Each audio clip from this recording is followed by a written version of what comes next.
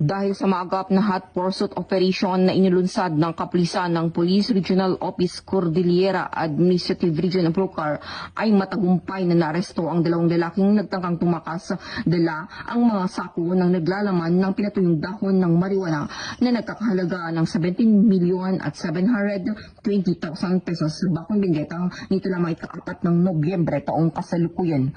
Ayon sa ulat ng First Benguet Provincial Mobile Force Company at Benguet Police Provincial Office, sila ay nagsasagawa ng checkpoint operation sa sitio Gordian, Barangay Gambang, sa nasabing bayan nang mapansin nila ang isang sasakyan na papalapit sa checkpoint. Ngunit sa halip na tumuloy ay bigla itong umikot at bumalik patong barangay Ampusungan, Bacon. Dahil sa kahina-hinalang kilos, agad na nagsagawa ng hot pursuit operation ang mga pulis upang habulin ang tumakas na sasakyan. Ipinagbigay alam din nila sa mga tauhan ng Bacon Municipal Police Station, 2nd Provincial Mobile Force Company at Provincial Intelligence Unit ang nasabing insidente na kaagad namang naglatag ng karagdagang checkpoint sa Sitio Ay Barangay Ampusungan.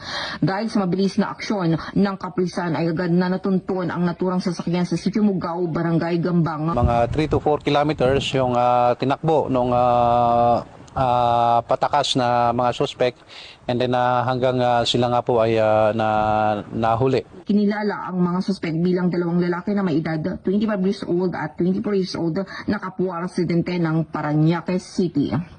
Sa isinagawang inspeksyon sa loob ng sasakyan, natuklasan ang ilang sako ng tubular nets na puno ng pinatuyong dahon ng marijuana.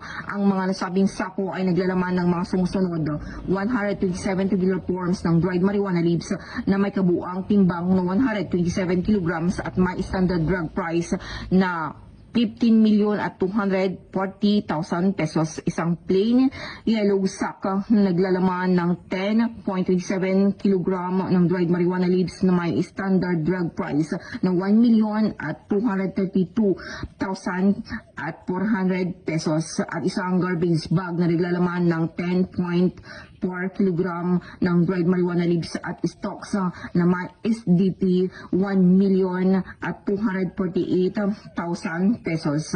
Ang mga suspeka at mga nakumpiskang ebidensya ay dinala sa kustudiya ng Bacon Municipal Police Station para sa dokumentasyon at wastong disposition. Sasampahan ang mga suspek ng kasong paglabag sa Republic Act 9165 o Comprehensive Dangerous Drugs Act of 2002. Mula dito sa Riyon ng Cordillera, ako ang inyong PNN correspondent, Police Master Sergeant Lenny Valerio, alagad ng batas, tagataguyod ng Balitang Pulis.